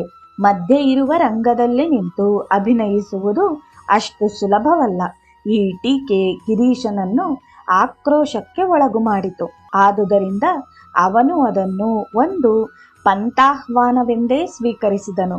ಅವನು ಆ ಟೀಕಾಕಾರರಿಗೆ ತಾನು ಇನ್ನೊಂದು ವಾರದೊಳಗೆ ಸಿದ್ಧವಾಗಿ ಯಾತ್ರಾ ಪ್ರದರ್ಶನ ನೀಡುವುದಾಗಿ ಸವಾಲು ಹಾಕಿದ. ಹೀಗೆ ಅವನಿಗೆ ಬೇರೆಯವರು ಸವಾಲು ಹಾಕಿದಾಗಲೆಲ್ಲ ಅವನಲ್ಲಿದ್ದ ಸೃಜನಶೀಲತೆ ದಿಢೀರನೆ ಅಭಿವ್ಯಕ್ತಗೊಳ್ಳುತ್ತಿತ್ತು. ಅರ್ಧ ಮನಸ್ಸಿನಿಂದ ಯಾವುದೇ ಒಂದು ಕೆಲಸ ಮಾಡುವುದು ಅವನ ಜಾಯಮಾನವಾಗಿರಲಿಲ್ಲ. ಕೂಡಲೇ ಅವನು ತನ್ನ ಮಿತ್ರರೊಂದಿಗೆ ಚರ್ಚಿಸಿ ರಾಧಾನಾಥ್ ಮಿತ್ರ ಅವರ ಉಷ್ಹರಣ್ ನಾಟಕವನ್ನು ಯಾತ್ರಾರಂಗದ ಮೇಲೆ ಪ್ರದರ್ಶಿಸಲು ತೀರ್ಮಾನಿಸಿದನು. ಅದೇ ರಾತ್ರಿ ಈ ನಾಟಕಕ್ಕೆಂದೇ 26 ಹಾಡುಗಳನ್ನು ರಚನೆ ಮಾಡಿದನು. ಅವುಗಳನ್ನು ಹಾಡಲು 2 ಪ್ರಸಿದ್ಧ ಸಂಗೀತಕಾರರನ್ನೂ ನೇಮಿಸಿಕೊಂಡನು. ಜೊತೆಗೆ ಒಬ್ಬ ಸಂಗೀತ ಸಂಯೋಜಕ ಮತ್ತು ಒಬ್ಬ ಹೆಸರಾಂತ ನಟನನ್ನು ನೇಮಕ ಮಾಡಿಕೊಂಡಿದ್ದನು. ನಾಟಕದ ಪೂರ್ವಾಭಿನಯನದ ತಾಲೀಮು ಹಗಲು ರಾತ್ರಿ ಎನ್ನದೇ ನಡೆಯಿತು. ಅವನು ಮಾತುಕೊಟ್ಟಂತೆ 1869ರ ಜಗದ್ಧಾತ್ರಿ ಪೂಜಾ ದಿನದಂದು ಬಾಗ್ ಬಜಾರ್ನ ನಾಗೇಂದ್ರ ಬಂದೋಪಾಧ್ಯಾಯವರ ಗೃಹದಲ್ಲಿ ಯಾತ್ರಾ ಮಾದರಿ ಪ್ರದರ್ಶನ ನಡೆಯಿತು. 1871ರಲ್ಲಿ ಗಿರೀಶ್ ಮತ್ತು ಅವನ ಮಿತ್ರರು ಅವರ ನಾಟಕ ಮಂಡಳಿಯ ಹೆಸರನ್ನು ದ ನ್ಯಾಷನಲ್ ಥಿಯೇಟರ್ ಎಂದು ಬದಲಾಯಿಸಿ ಆ ಹೆಸರಿನಲ್ಲಿ ದೀನಬಂಧು ಮಿತ್ರ ಅವರ ಲೀಲಾವತಿ ನಾಟಕವನ್ನು ಬಹಳ ಅದ್ಧೂರಿಯಾಗಿ ಅಭಿನಯಿಸಿದರು. ಶ್ಯಾಮ್ ಬಜಾರ್ನ ರಾಜೇಂದ್ರನಾಥ್ ಪಾಲ್ ಮನೆಯಲ್ಲಿ ಒಂದು ಶಾಶ್ವತ ರಂಗಮಂದಿರವನ್ನು ನಿರ್ಮಾಣ ಮಾಡಿದರು. ಕಲಾವಿದ ಧರ್ಮದಾಸ್ ಸೂರವರು ಒಬ್ಬ ಇಂಗ್ಲಿಷ್ ನಾವಿಕನ ಸಹಾಯದೊಂದಿಗೆ ಈ ರಂಗಮಂಚದ ಹಿಂಬದಿಯ ಸೀನರಿಗಳಿಗೆ ವರ್ಣಚಿತ್ರ ರಚಿಸಿದರು. ಗಿರೀಶ್ ನಾಟಕಕ್ಕೆ ಬೇಕಾಗಿರುವ ಅಗತ್ಯ ವಸ್ತ್ರಾಭರಣವನ್ನು ಕೊಂಡುಕೊಳ್ಳಲು ವ್ಯವಸ್ಥೆ ಮಾಡಿದನು ಮತ್ತು ಈ ಮಂಡಳಿಗೆ ಅವನೇ ನಿರ್ದೇಶಕನೂ ಆದನು. ಈ ನಾಟಕದ ಪ್ರಮುಖ ಪಾತ್ರವಾದ ಲಲಿತಾಳ ಪಾತ್ರವನ್ನು ಸ್ವತಃ ತಾನೇ ಅಭಿನಯಿಸಿದನು. ಆ ಕಾಲದಲ್ಲಿ ಸ್ತ್ರೀ ಪಾತ್ರಗಳನ್ನು ಪುರುಷರೇ ಅಭಿನಯಿಸುವ ಪರಿಪಾಠವಿತ್ತು. ಗಿರೀಶ್ ಅಭಿನಯಿಸಿದ ಈ ಪಾತ್ರ ಮೊದಲ ಪ್ರದರ್ಶನದಲ್ಲಿಯೇ ಎಲ್ಲರ ಮನಸೂರೆಗೊಂಡಿತು. ಡಾಕ್ಟರ್ ಮಹೇಂದ್ರಲಾಲ್ ಸರ್ಕಾರ್, ದೀನಬಂಧು ಮಿತ್ರ ಮುಂತಾದ ಗಣ್ಯರು ಇದ್ದು ಈ ಪ್ರದರ್ಶನವನ್ನು ವೀಕ್ಷಿಸಿದರು. ನಾಟಕಾಭಿನಯದ ನಂತರ ದೀನಬಂಧು ಅವರು ಗಿರೀಶ್ಗೆ ಹೇಳಿದರು: ನನ್ನದೊಂದು ಕವನವನ್ನು ಇಷ್ಟೊಂದು ಅದ್ಭುತವಾಗಿ ವಾಚನ ಮಾಡಬಹುದೆಂದು ನನಗೇ ತಿಳಿದಿರಲಿಲ್ಲ. ದಯವಿಟ್ಟು ಅದಕ್ಕಾಗಿ ನನ್ನ ಅಭಿನಂದನೆಗಳನ್ನು ಸ್ವೀಕರಿಸಿ. ನಂತರ ಲೀಲಾವತಿ ನಾಟಕ ಮುಂದಿನ 5 ರಾತ್ರಿಗಳವರೆಗೆ ನಿರಂತರ ಪ್ರದರ್ಶಿತವಾಯಿತು. ನಂತರ ಮಳೆಯಿಂದಾಗಿ ಅದು ನಿಂತಿತು. ಈ ನಾಟಕದ ಕೊನೆಯ ಅಭಿನಯ ದುರ್ಗಾ ಪೂಜಾ ಸಮಯದಲ್ಲಿ ಶ್ಯಾಮ್ ಬಜಾರ್ನ ಮೋಹನ್ ಬಿಸ್ವಾಸ್ ಅವರ ಮನೆಯಲ್ಲಿ ಜರುಗಿತು. 1872ರ ಡಿಸೆಂಬರ್ 7ರಂದು ದಿ ನ್ಯಾಷನಲ್ ಥಿಯೇಟರ್ ವಿಧ್ಯುಕ್ತವಾಗಿ ದೀನಬಂಧು ಮಿತ್ರ ಅವರ ನೀಲ್ ದರ್ಪಣ್ ನಾಟಕಾಭಿನಯದೊಂದಿಗೆ ಅಸ್ತಿತ್ವಕ್ಕೆ ಬಂದಿತು. ಈ ನಾಟಕ ಇಂಗ್ಲಿಷ್ ಇಂಡಿಗೋ ವರ್ತಕರು ಭಾರತೀಯರನ್ನು ಹೇಗೆ ಶೋಷಣೆ ಮಾಡುತ್ತಿದ್ದರು ಎಂಬ ವಸ್ತುವನ್ನು ಒಳಗೊಂಡಿತು. ಈ ನಾಟಕ ನೋಡಲು ಸಾರ್ವಜನಿಕರಿಗೆ ಟಿಕೆಟ್ ಮಾರಾಟ ಮಾಡಲಾಗಿತ್ತು. ಮೊದಲು ಗಿರೀಶ್ ಇದಕ್ಕೆ ವಿರೋಧ ವ್ಯಕ್ತಪಡಿಸಿದನು. ಇನ್ನಿತರ ವೃತ್ತಿಪರ ರಂಗಮಂದಿರಗಳಂತೆ ತಮ್ಮ ಥಿಯೇಟರ್ ಕೂಡ ಸುವ್ಯವಸ್ಥಿತವಾದ ಮೇಲೆ ಹಾಗೆ ಟಿಕೆಟ್ ಮಾರಾಟ ಮಾಡಬಹುದು ಎಂದು ಅವನು ಷರತ್ತು ಹಾಕಿದನು. ಇದಾದ ಬಳಿಕ the national ಥಿಯೇಟರ್ನಲ್ಲಿ Michael Madhusudan Datta ಅವರು ರಜಪೂತ ರಾಜಕುಮಾರಿಯೊಬ್ಬಳನ್ನು ಕುರಿತು ರಚಿಸಿದ ಐತಿಹಾಸಿಕ ನಾಟಕ ಕೃಷ್ಣಕುಮಾರಿ ಅಭಿನಯಗೊಂಡಿತು. ಗಿರೀಶ್ನನ್ನು ಅವನ ಮಿತ್ರರು ನಾಟಕದ ಪ್ರಮುಖ ಪಾತ್ರ ದೊರೆ ಭೀಮಸಿಂಹನ ಪಾತ್ರ ಮಾಡಲು ಕೇಳಿಕೊಂಡರು. ಇದಕ್ಕೆ ಗಿರೀಶ್ ಈ ಪಾತ್ರ ಮಾಡಲು ತಾನು ಹಣ ಸ್ವೀಕರಿಸುವುದಿಲ್ಲವೆಂದು ತನ್ನ ಹೆಸರನ್ನು ಕಾರ್ಯಸೂಚಿಯಲ್ಲಿ ಮುದ್ರಿಸಬಾರದೆಂದು ನಿಬಂಧನೆಯನ್ನು ಹಾಕಿ ಒಪ್ಪಿಕೊಂಡನು. ಇದರಿಂದಾಗಿ ಈ ಪಾತ್ರಧಾರಿಯ ಹೆಸರನ್ನು ಓರ್ವ ಪ್ರತಿಷ್ಠಿತ ಹವ್ಯಾಸಿ ಕಲಾವಿದ ಎಂದು ಮುದ್ರಿಸಲಾಯಿತು. ಕೃಷ್ಣಕುಮಾರಿ ನಾಟಕದ ಮೊದಲ ಪ್ರಯೋಗ 1873 ಫೆಬ್ರವರಿ 22ರಂದು ನಡೆಯಿತು. ಮೈಖೇಲ್ ಮಧುಸೂದನ್ ದತ್ತಾ ಅವರು ಆ ರಾತ್ರಿ ಪ್ರದರ್ಶನದಲ್ಲಿ ಹಾಜರಿದ್ದರು. ನಾಟಕ ಮುಗಿದ ಬಳಿಕ ಅವರು ಗಿರೀಶ್ನನ್ನು ಅಭಿಮಾನದಿಂದ ಅಪ್ಪಿಕೊಂಡು ಅವನ ಅಭಿನಯವನ್ನು ಮೆಚ್ಚಿ ಹೊಗಳಿದರು. ನಾಥೋರ್ನ ರಾಜ ಚಂದ್ರನಾಥ್ ರಾಯ್ ಬಹದ್ದೂರ್ ಅವರು ಗಿರೀಶನ ಅಭಿನಯವನ್ನು ಶ್ಲಾಘಿಸಿ ಅವನಿಗೆ ಒಂದು ರಾಜೋಚಿತ ಉಡುಪು ಮತ್ತು ಕತ್ತಿಯನ್ನು ಬಹುಮಾನವಾಗಿ ನೀಡಿದರು. ಯಾವುದೇ ಪಾತ್ರವನ್ನು ಗಿರೀಶ್ ಅಭಿನಯಿಸಲಿ ಅದಕ್ಕೆ ತನ್ನಲ್ಲಿದ್ದ ಅನುಪಮ ಕಲ್ಪನಾ ಶಕ್ತಿ, ಏಕಾಗ್ರತೆ ಮತ್ತು ಆ ಪಾತ್ರದ ಆಂತರಿಕ ಒಡನಾಟಗಳೊಂದಿಗೆ ತನ್ನನ್ನು ಗುರುತಿಸಿಕೊಂಡು ಅಭಿನಯಿಸುತ್ತಿದ್ದನು. ಪರಿಣಾಮವಾಗಿ ಪ್ರೇಕ್ಷಕರು ಜೀವಂತ ಪಾತ್ರವೇ ರಂಗದ ಮೇಲೆ ಕ್ರಿಯಾಶೀಲವಾಗಿದೆ ಎಂಬ ಭಾಸಕ್ಕೆ ಒಳಗಾಗುತ್ತಿದ್ದರು. ಈ ದೈವದತ್ತ ಪ್ರತಿಭೆ ಗಿರೀಶನನ್ನು ಒಬ್ಬ ಅಪ್ರತಿಮ ನಟ ಮತ್ತು ನಾಟಕಕಾರನನ್ನಾಗಿ ರೂಪಿಸಿದ್ದುದರ ಜೊತೆಗೆ ಈ ಮೂಲಕ ಅವನನ್ನು ಆಧ್ಯಾತ್ಮ ಅನ್ವೇಷಕನನ್ನಾಗಿ ಮಾಡಿತ್ತು. ಗಿರೀಶ್ನ ಕಾರ್ಯದರ್ಶಿ ಮತ್ತು ಜೀವನ ಚರಿತ್ರೆಯನ್ನು ಬರೆದ ಅವಿನಾಶ್ ಗಂಗೋಪಾಧ್ಯಾಯವರು ಕೃಷ್ಣಕುಮಾರಿ ನಾಟಕದಲ್ಲಿ ಭೀಮಸಿಂಹನ ಪಾತ್ರಧಾರಿ ಗಿರೀಶ್ನನ್ನು ಕುರಿತು ಹೀಗೆ ಅಭಿಪ್ರಾಯಪಟ್ಟಿದ್ದಾರೆ. ತನ್ನ ಏಕಮಾತ್ರ ಪುತ್ರಿ ಕೃಷ್ಣಕುಮಾರಿಯನ್ನು ಕಳೆದುಕೊಂಡ ಭೀಮಸಿಂಹ ದುಃಖ ತಡೆಯಲಾಗದೆ ಹುಚ್ಚನೇ ಆಗಿಬಿಡುತ್ತಾನೆ. ಆಗ ಅವನು ತನ್ನ ಶತ್ರುವಿನ ಹೆಸರನ್ನು ಮಾನ್ಸಿಂಹ ಮಾನ್ಸಿಂಹ ಮಾನ್ಸಿಂಹ ಎಂದು 3 ಸರತಿ ಕೂಗಿಕೊಳ್ಳುತ್ತಾನೆ. ಮೊದಲನೇ ಸರತಿ ಮಾನ್ಸಿಂಹ ಎಂದು ಕೂಗಿಕೊಂಡಾಗ ಅವನು ತನ್ನ ಶತ್ರುವಿನ ಛಾಯೆಯನ್ನು ಕಣ್ಣ ಮುಂದೆ ತಂದುಕೊಂಡಂತೆ ಧ್ವನಿ ಮಾಡಿದನು. ಎರಡನೆಯ ಸರತಿ ಅವನು ದೃಷ್ಟಿಗೆ ಬಿದ್ದನೇನೋ ಅನ್ನುವಂತೆ ಕೂಗಿಕೊಂಡನು. ಮೂರನೆಯ ಸರತಿ ಶತ್ರು ತನ್ನ ಮುಂದೆ ಜೀವಂತ ಪ್ರತ್ಯಕ್ಷನಾಗಿರುವನೋ ಎಂಬಂತೆ ಅವನು ಒರೆಯೊಳಗಿಂದ ತನ್ನ ಕತ್ತಿಯನ್ನು ಆಚೆಗೆ ಎಳೆದುಕೊಂಡವನೇ, ಇದೀಗಲೇ ನಿನ್ನನ್ನು ಸಂಹರಿಸುತ್ತೇನೆ ಎಂದು ಅಬ್ಬರಿಸಿದನು.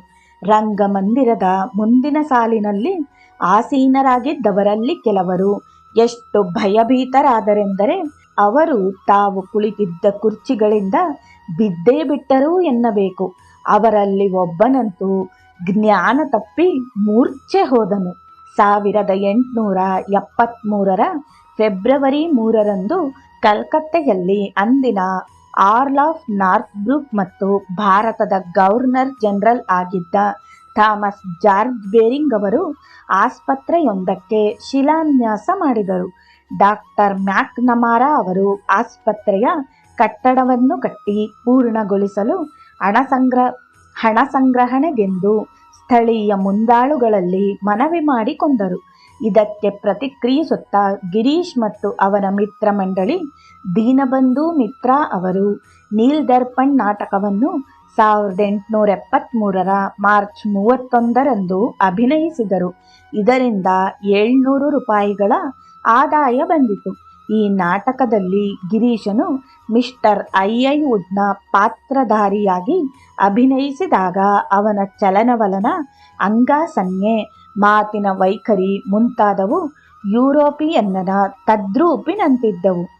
1873 ಮಾರ್ಚ್ 31 ದ ಇಂಗ್ಲಿಷ್ ಮ್ಯಾನ್ ಪತ್ರಿಕೆಯಲ್ಲಿ ಕಲಾವಿಮರ್ಶಕರೊಬ್ಬರು ಹೀಗೆ ಬರೆದರು: ಸ್ಥಳೀಯ ಆಸ್ಪತ್ರೆಯೊಂದಕ್ಕೆ ಸಹಾಯಾರ್ಥವಾಗಿ ಮೊನ್ನೆ ಶನಿವಾರ ರಾತ್ರಿ ಕಲ್ಕತ್ತಾದ ನ್ಯಾಷನಲ್ ಥಿಯೇಟರ್ ಮಂಡಳಿಯವರು ಟೌನ್ ಹಾಲ್ನಲ್ಲಿ ನೀಲದರ್ಪಣ್ ನಾಟಕವನ್ನು ಅಭಿನಯಿಸಿದರು.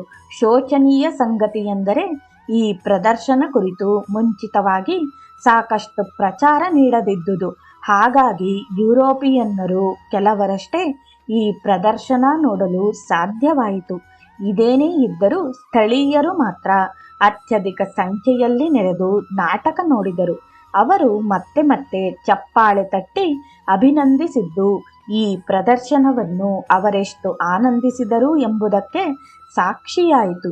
ಇಡೀ ನಾಟಕವೇ ಪ್ರಬುದ್ಧ ಅಭಿನಯಕ್ಕೆ ಉದಾಹರಣೆಯಾಯಿತು. ಈ ನಾಟಕ ಮಂಡಳಿಯ ವ್ಯವಸ್ಥಾಪಕರು ಸದ್ಯದಲ್ಲೇ ಮತ್ತೊಂದು ಪ್ರದರ್ಶನ ನೀಡಬಹುದೆಂಬ ಭರವಸೆಯಿದೆ.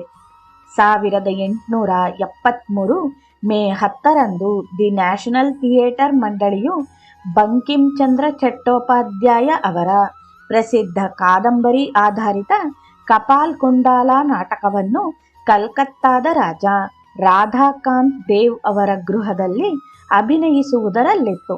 ರಂಗಮಂದಿರ ಪ್ರೇಕ್ಷಕರಿಂದ ತುಂಬಿ ಹೋಗಿದ್ದು, ನಟರು ರಂಗಪ್ರವೇಶಕ್ಕೆ ಸಿದ್ಧರಿದ್ದರು. ಆದರೆ ನಾಟಕದ ಕೈಬರಹದ ಪ್ರತಿ ಕಾಣೆಯಾಗಿತ್ತು. ಹಾಗಾಗಿ ಆ ಸಂದರ್ಭ ಮುಜುಗರಕ್ಕೆ ಎಡೆಮಾಡಿಕೊಟ್ಟಿತು. ಪ್ರಮುಖ ಪಾತ್ರಧಾರಿ ನಟರು ನಿರ್ದೇಶಕ ಗಿರೀಶ್ಗೆ ದುಂಬಾಲು ಬಿದ್ದು ಹೇಗಾದರೂ ಮಾಡಿ ಮರ್ಯಾದೆ ಕಾಪಾಡಬೇಕೆಂದು ಬೇಡಿಕೊಂಡರು. ತಕ್ಷಣ ಅಲ್ಲೊಬ್ಬರನ್ನು ಗಿರೀಶ್ ಕರೆದು ರಾಜಾಸ್ ಗ್ರಂಥಾಲಯಕ್ಕೆ ಹೋಗಿ ಕಪಾಲ್ ಕುಂಡಾಲ ಕೃತಿಯ ಒಂದು ಪ್ರತಿಯನ್ನು ತರಲು ಹೇಳಿದನು. ಅದು ಕೈಗೆ ಬಂದಾಗ ನಟರನ್ನು ಕರೆದು ಹೇಳಿದನು: ನೀವೀಗ ಭಯಪಡಬೇಕಿಲ್ಲ. ನಾನು ತೆರೆಯ ಪಕ್ಕಗಳಲ್ಲಿ ಕಾಣದಂತಿದ್ದು ಅಗತ್ಯ ಭಾಗಗಳನ್ನು ಓದುತ್ತೇನೆ. ನೀವೀಗ ರಂಗದ ಮೇಲಕ್ಕೆ ಹೋಗಿ. ಗಿರೀಶನ ಜೀವನ ಚರಿತ್ರೆ ಬರೆದವರು ಹೇಳುತ್ತಾರೆ: ಕಪಾಲ್ ಕುಂಡಾಲ ನಾಟಕ ಯಾವುದೇ ಅಡೆತಡೆಯಿಲ್ಲದೆ ಪ್ರದರ್ಶನಗೊಂಡಿತು ಮತ್ತು ಪ್ರೇಕ್ಷಕರಿಗೆ ತೆರೆಮರೆಯಲ್ಲಿ ಉದ್ಭವಿಸಿದ್ದ ಸಮಸ್ಯೆಯ ಅರಿವೇ ಆಗಲಿಲ್ಲ. ಇಡೀ ನಾಟಕದ ಸಂಭಾಷಣೆಯನ್ನು ಗಿರೀಶನಿಗಷ್ಟೇ ಪುನರ್ರಚಿಸಿ ಹೇಳಿಕೊಡಲು ಸಾಧ್ಯವಾಯಿತು. ಕಲ್ಕತ್ತೆಯ ಹಲವು ರಂಗಮಂದಿರಗಳೊಂದಿಗೆ ಗಿರೀಶನ ಒಡನಾಟವಿತ್ತು. ದ ಬೆಂಗಾಲ್ ಥಿಯೇಟರ್ ಅನ್ನು ಸ್ಥಾಪನೆ ಮಾಡಿದ ಶರಶ್ಚಂದ್ರ ಘೋಷ್ ಅವರು ಒಂದು ಸಾರ್ವಜನಿಕ ರಂಗಮಂಡಳಿಯನ್ನು ಹುಟ್ಟುಹಾಕಲು ಈಶ್ವರ್ ಚಂದ್ರ ವಿದ್ಯಾಸಾಗರ್, ಮೈಖೇಲ್ ಮಧುಸೂದನ ದತ್ತ, ಉಮೇಶ್ ಚಂದ್ರ ದತ್ತ, ಪಂಡಿತ್ ಸತ್ಯವ್ರತ ಸಮಸ್ರಮಿ ಮುಂತಾದ ಕಲ್ಕತ್ತೆಯ ಗಣ್ಯರನ್ನೊಳಗೊಂಡ ಸಮಿತಿಯೊಂದನ್ನು ರಚನೆ ಮಾಡಿದರು. ವಿದ್ಯಾಸಾಗರ್ ಅವರು ವಿಧವಾ ವಿವಾಹ ಮತ್ತು ನವನಾಟಕಗಳ ಪ್ರದರ್ಶನಗಳನ್ನು ನೋಡಿದ್ದು, ಇಂತಹ ನಾಟಕಗಳ ಮೂಲಕ ಸಮಾಜದಲ್ಲಿದ್ದ ಮೂಢನಂಬಿಕೆಗಳನ್ನು ನಿವಾರಣೆ ಮಾಡಬಹುದೆಂದು ಮನಗಂಡಿದ್ದರು. ಶರತ್ ಅವರು ದ ಬೆಂಗಾಲ್ ಥಿಯೇಟರ್ಗೆಂದು ಕಟ್ಟಡವೊಂದರ ನಿರ್ಮಾಣಕ್ಕೆ ಕೈ ಹಾಕಿದಾಗ ಮಧುಸೂದನ್ ಅವರು ಅಲ್ಲಿ ಪ್ರದರ್ಶನಕ್ಕೆಂದೇ ಮಾಯಾಕಾನನ್ ಮಾಯೆಯ ಕಾಡು ಎಂಬ ನಾಟಕದ ರಚನೆಯಲ್ಲಿ ತೊಡಗಿದರು. ಆ ನಾಟಕದಲ್ಲಿ ಸ್ತ್ರೀ ಪಾತ್ರ ಮಾಡಲು ಶರತ್ ಅವರು ಹುಡುಗರ ಹುಡುಕಾಟದಲ್ಲಿದ್ದಾಗ ಮಧುಸೂದನ್ ಹೇಳಿದರು: ಒಂದು ಪಕ್ಷ ಹುಡುಗರೇ ಈ ನಾಟಕದಲ್ಲಿ ಸ್ತ್ರೀಯರ ಪಾತ್ರ ಅಭಿನಯಿಸುವುದಾದರೆ ಅದು ಸ್ವಾಭಾವಿಕವಾಗಿರುವುದಿಲ್ಲ.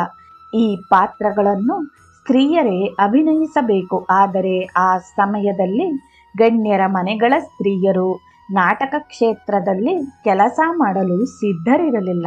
ಈ ವಿಷಯವಾಗಿ ಸಾಕಷ್ಟು ಚರ್ಚೆ ನಡೆದ ಬಳಿಕ ಸ್ತ್ರೀ ಪಾತ್ರ ಮಾಡುವವರು ನರ್ತಕಿಯರ ಮನೆತನಕ್ಕೆ ಸೇರಿದವರೆಂದು ತಿಳಿದು ಅವರೊಂದಿಗೆ ಅಭಿನಯಿಸಲು ನಟರು ಒಪ್ಪಿ ಮುಂದೆ ಬಂದರು. ಆದರೆ ವಿದ್ಯಾಸಾಗರ್ ಈ ಅಭಿಪ್ರಾಯಕ್ಕೆ ಸಮ್ಮತಿಸಲಿಲ್ಲ ಮತ್ತು ಅವರು ಸಮಿತಿಯನ್ನು ತ್ಯಜಿಸಿದ್ದರು. ತಮ್ಮ ನಾಟಕ ರಚನೆಯನ್ನು ಮುಗಿಸಿದ ತರುವಾಯದಲ್ಲೇ ಮಧುಸೂದನ್ ಅವರು ಕಾಯಿಲೆ ಬಿದ್ದರು. ಅವರು ತಾವು ರಚಿಸಿದ ಮಾಯಾಕಾನನ್ ನಾಟಕದ ಸಂಪೂರ್ಣ ಹಕ್ಕನ್ನು ಶರತ್ ಅವರಿಗೆ 500 ರೂಪಾಯಿಗಳಿಗೆ ಮಾರಿದರು. ಇದಾದ ತರುವಾಯ 1873 ಆಗಸ್ಟ್ 16ರಂದು ದ ಬೆಂಗಾಲ್ ಥಿಯೇಟರ್ ಆರಂಭಗೊಂಡು ಅಂದು ಮಧುಸೂದನ್ ಅವರ ಮಹಾಭಾರತದ ಮೂಲದ ಪ್ರಣಯ ಕಥೆಯನ್ನು ಆಧರಿಸಿ ರಚನೆಗೊಂಡಿದ್ದ ಶರ್ಮಿಷ್ಠಾ ಪ್ರದರ್ಶನಗೊಂಡಿತು. ನಂತರ 1873ರ ಡಿಸೆಂಬರ್ 30ರಂದು ಬಂಕಿಂಚಂದ್ರ ಚಟ್ಟೋಪಾಧ್ಯಾಯ ಅವರ ದುರ್ಗೇಶನಂದಿನಿ ಕೃತಿಯನ್ನು ಆಧರಿಸಿದ ಅದೇ ಹೆಸರಿನ ನಾಟಕ ದಿ ಬೆಂಗಾಲ್ ಥಿಯೇಟರ್ನಲ್ಲಿ ಪ್ರದರ್ಶನಗೊಂಡಿತು. ಈ ನಾಟಕದಲ್ಲಿ ಶರತ್ ಅವರು ರಾಜಕುಮಾರ ಜಗತ್ಸಿಂಹನ ಪಾತ್ರ ಮಾಡುವುದರೊಂದಿಗೆ ರಂಗದ ಮೇಲೆಯೇ ಕುದುರೆ ಸವಾರಿಯನ್ನು ಮಾಡಿ ಪ್ರೇಕ್ಷಕರ ಮನೆಗೆದ್ದರು. ಕಲ್ಕತ್ತೆಯ ಒಬ್ಬ ಸಿರಿವಂತ ವ್ಯಕ್ತಿಯಾಗಿದ್ದ ಭುವನ್ ಮೋಹನ್ ನಿಯೋಗಿ ಎಂಬುವರು ಬೆಂಗಾಲ್ ಥಿಯೇಟರ್ನಲ್ಲಿ ನಾಟಕ ನೋಡಲು ಹೋದರಾದರೂ ಅವರಿಗೆ ಟಿಕೆಟ್ ಸಿಗಲಿಲ್ಲ. ಏಕೆಂದರೆ ಅಂದು ರಂಗಮಂದಿರ ಭರ್ತಿಯಾಗಿತ್ತು. ಆಗ ಅವರು ತಮ್ಮದೇ ಆದ ಒಂದು ರಂಗಮಂದಿರ ನಿರ್ಮಾಣ ಮಾಡಲು ಆ ಕೂಡಲೇ ತೀರ್ಮಾನಿಸಿ ಈ ವ್ಯವಹಾರದಲ್ಲಿ ಅನುಭವ ಹೊಂದಿದ್ದ ತಮ್ಮ ಮಿತ್ರರೊಂದಿಗೆ ಈ ವಿಚಾರವಾಗಿ ಚರ್ಚಿಸಿ ಸಲಹೆ ಪಡೆದುಕೊಂಡರು. 1873 ಡಿಸೆಂಬರ್ 31ರಂದು ತಮ್ಮ ಕಾಮ್ಕಾನನ್ ಆಸೆಯ ಅರಣ್ಯ ನಾಟಕದ ಪ್ರದರ್ಶನದೊಂದಿಗೆ ದಿ ಗ್ರೇಟ್ ನ್ಯಾಷನಲ್ ಥಿಯೇಟರ್ನ ಉದ್ಘಾಟನೆಯನ್ನು ಮಾಡಿದರು. ದುರದೃಷ್ಟವಶಾತ್ ರಂಗದ ಮುಂದಿದ್ದ ಗ್ಯಾಸ್ ದೀಪಗಳು ಆ ರಾತ್ರಿ ಅಗ್ನಿ ದುರಂತಕ್ಕೆ ಕಾರಣವಾದವು. ಪ್ರೇಕ್ಷಕರು ರಂಗಮಂದಿರದಿಂದ ಆಚೆಗೆ ಓಡಿದರು. ಪರಿಣಾಮವಾಗಿ ನಾಟಕ ಪ್ರದರ್ಶನ ರದ್ದುಗೊಂಡಿತು. ಇದರಿಂದ ನಿರಾಸೆಗೊಂಡ ಥಿಯೇಟರ್ನ ಒಡೆಯರು ಮತ್ತು ಅವನ ಮಿತ್ರರು ಗಿರೀಶನ ಸಹಾಯವನ್ನು ಕೋರಿದರು. ಇದಕ್ಕಾಗಿ ಗಿರೀಶನು ಬಂಕಿಂ ಅವರ ಮೃಣಾಲಿನಿ ಕೃತಿ ಆಧರಿಸಿದ ನಾಟಕವೊಂದನ್ನು ರಚಿಸಿದನು.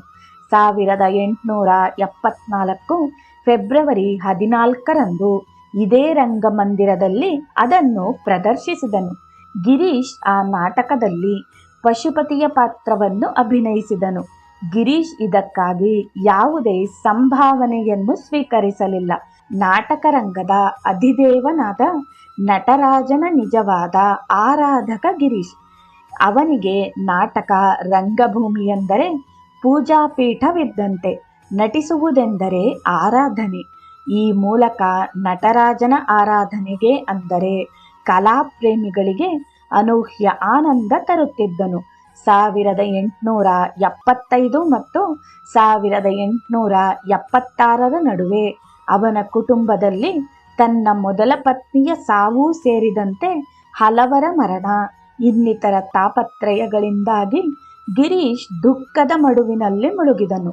ಇದರ ಪರಿಣಾಮವಾಗಿ ಅವನ ಸಂಬಂಧಿಕರ ಒತ್ತಾಯದ ಮೇರೆಗೆ ಅವನು ಮರುವಿವಾಹವಾದನು.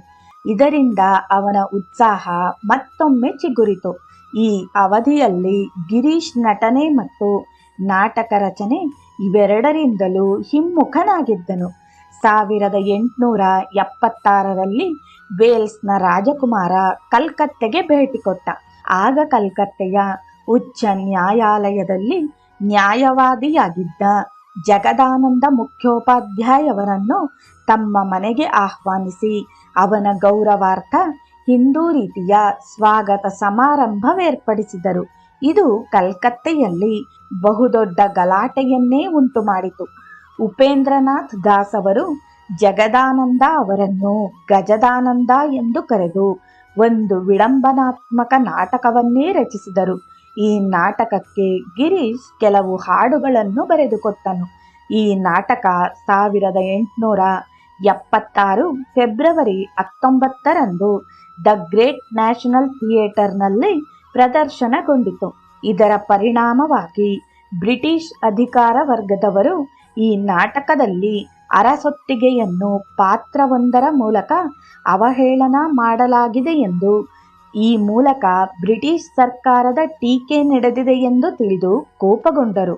ಹಾಗಾಗಿ ಈ ನಾಟಕದ ಅಭಿನಯವನ್ನು ಬಹಿಷ್ಕರಿಸುವುದರ ಜೊತೆಗೆ ಯಾವುದೇ ನಾಟಕಾಭಿನಯ ಅಪಹಾಸ್ಯ ಮಾಡುವಂತಿದ್ದರೆ ಅಥವಾ ಅನ್ಯರ ಮರ್ಯಾದೆಗೆ ಧಕ್ಕೆ ತರುವಂತಿದ್ದರೆ ಅಥವಾ ಸರ್ಕಾರದ ವಿರುದ್ಧವಾಗಿ ಜನರಲ್ಲಿ ಅತೃಪ್ತಿ ಮತ್ತು ಭಾವೋದ್ವೇಗಗೊಳಿಸುವಂತಿದ್ದರೆ ಅಥವಾ ವೈಯಕ್ತಿಕ ವ್ಯಕ್ತಿಗಳ ಮನನೋಯಿಸುವಂತಿದ್ದರೆ ಮತ್ತು ಇನ್ನಾವುದೇ ರೀತಿಯ ಸಾರ್ವಜನಿಕ ಹಿತಾಸಕ್ತಿಗೆ ಭಂಗ ತರುವಂತಿದ್ದರೆ ಸರ್ಕಾರ ಅಂತಹ ಪ್ರದರ್ಶನವನ್ನು ತಡೆಹಿಡಿಯಬಹುದು ಎಂಬ ನಿಯಮದ ನಾಟಕಾಭಿನಯ ನಿಯಂತ್ರಣ ಕಾಯ್ದೆ ಎಂಬ ಒಂದು ಶಾಸನವನ್ನು 1876 ಮಾರ್ಚ್ 25ರಂದು ಜಾರಿಗೆ ತಂದರು. ಈ ಕಾನೂನಿನಿಂದ ಬಂಗಾಳದ ನಾಟಕೋದ್ಯಮಕ್ಕೆ ಹಲವು ರೀತಿಯ ಅಡಚಣೆಯುಂಟಾಯಿತು. ಇದರಿಂದಾಗಿ ನಾಟಕಕಾರನ ಸ್ವಾತಂತ್ರ್ಯಕ್ಕೆ ಧಕ್ಕೆಯುಂಟಾಯಿತು. ಈ ಕಾನೂನಿನನ್ವಯ ಬ್ರಿಟಿಷ್ ಸರ್ಕಾರ ಗಿರೀಶ್ನ 3 ನಾಟಕಗಳನ್ನು ಬಹಿಷ್ಕರಿಸಿದ್ದರಿಂದ ಅವನಿಗೆ ತುಂಬ ಹಿನ್ನಡೆಯುಂಟಾಯಿತು. 1877ರ ಮಾಹೆಯಲ್ಲಿ Girish the Great National Theatre ಅನ್ನು ಅದರ ಮಾಲೀಕ ಭುವನ್ ಮೋಹನ್ ನಿಯೋಗಿ ಅವರಿಂದ ಗುತ್ತಿಗೆಯ ಮೇಲೆ ಪಡೆದುಕೊಂಡು ದಿ ನ್ಯಾಷನಲ್ ಥಿಯೇಟರ್ ಎಂದು ಅದಕ್ಕೆ ಮತ್ತೆ ಮರುನಾಮಕರಣ ಮಾಡಿದನು. ನಂತರ ಮೈಕೆಲ್ ಮಧುಸೂದನ್ ದತ್ ಅವರ ಮೇಘನಾದ್ ಬಂದ್ ಎಂಬ ಕಾವ್ಯವನ್ನು ಆಧರಿಸಿ ಗಿರೀಶ್ ಒಂದು ನಾಟಕ ರಚನೆ ಮಾಡಿದನು. ಈ ಕಾವ್ಯ ರಾವಣನ ವೀರಪುತ್ರನಾದ ಮೇಘನಾದನ ಸಾವನ್ನು ಕುರಿತು ಬರೆದ ವರ್ಣನಾತ್ಮಕ ರಚನೆ. ಈ ನಾಟಕದಲ್ಲಿ ಗಿರೀಶನು ರಾಮ ಮತ್ತು ಮೇಘನಾದನ ಪಾತ್ರಗಳಲ್ಲಿ ಕಾಣಿಸಿಕೊಂಡನು.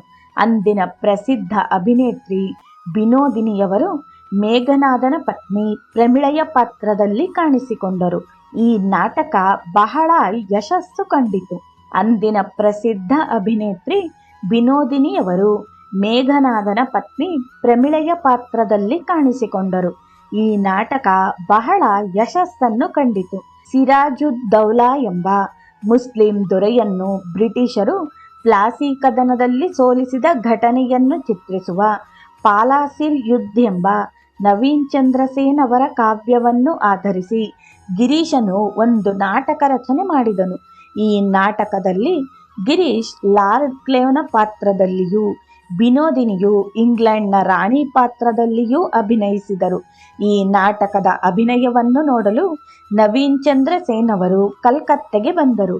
ನಾಟಕದ ವಸ್ತುವನ್ನು ಗಿರೀಶ್ ಅರ್ಥೈಸಿದ ಬಗೆಯನ್ನು ಕಂಡು ಸೇನ್ ಅವರಿಗೆ ಬಹಳ ಸಂತೋಷವಾಗಿ ಅವರಿಬ್ಬರು ಆಜನ್ಮ ಮಿತ್ರರಾದರು. 1877ರ ಅಂತ್ಯದಲ್ಲಿ ಗಿರೀಶನ ಆಗಮಣಿ ಮತ್ತು ಅಕಾಲ್ ಬೋಧನ್ ಎಂಬ 2 ಗೀತ ನಾಟಕಗಳು ದ ನ್ಯಾಷನಲ್ ಥಿಯೇಟರ್ನಲ್ಲಿ ಪ್ರದರ್ಶನಗೊಂಡವು. ಈ 2 ಗೀತ ನಾಟಕಗಳು ದುರ್ಗೆಯ ಆರಾಧನೆಗೆ ಸಂಬಂಧಪಟ್ಟಿದ್ದವು.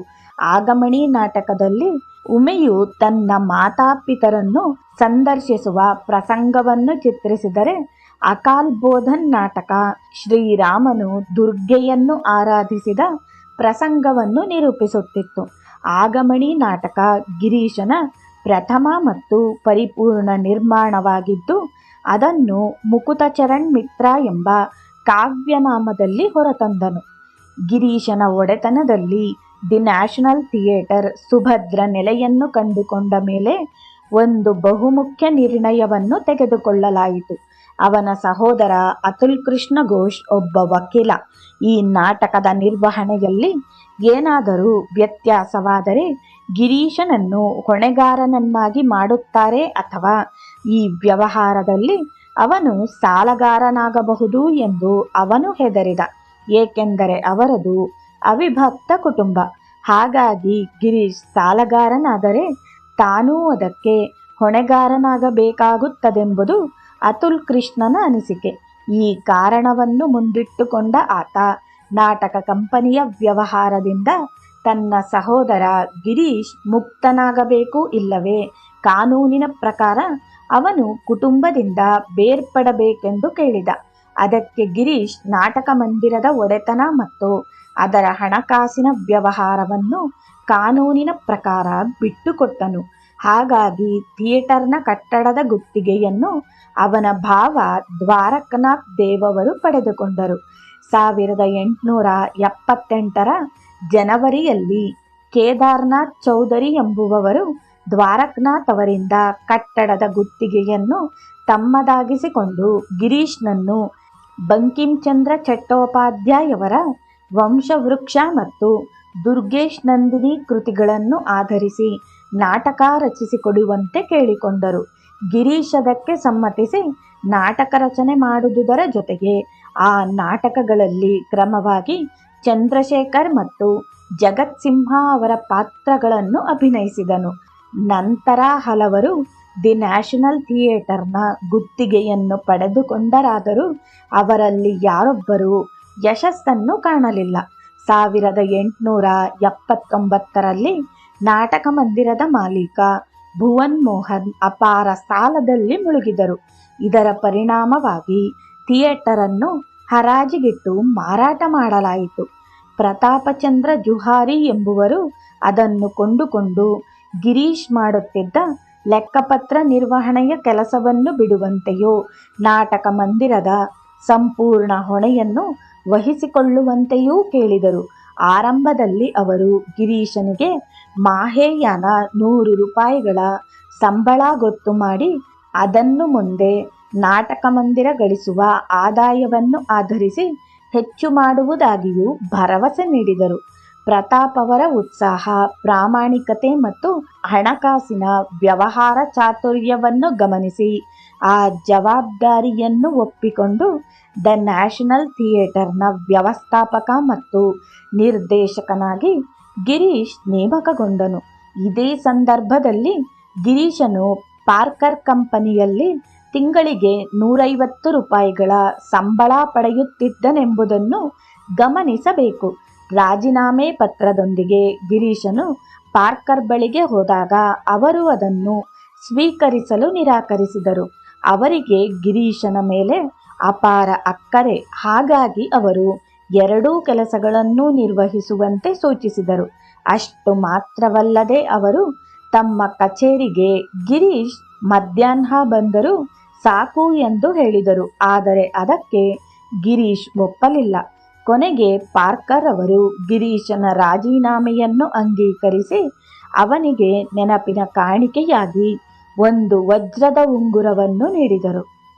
ಜೈ ಶ್ರೀರಾಮಕೃಷ್ಣ.